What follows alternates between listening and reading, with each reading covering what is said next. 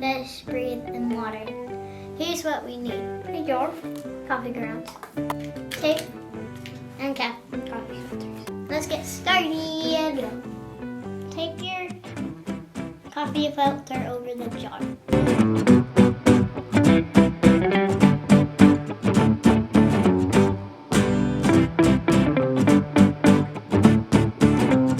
This is a fish's skill. Fill up your coffee container with water. The coffee represents oxygen in the water. Here's how a go works. Pour the dirty water on top of you.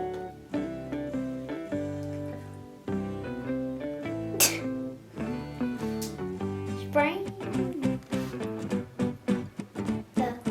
The gills hold oxygen out of the water. Coffee. The gills give the fish oxygen and get rid of the water. That's it for today. See you next time.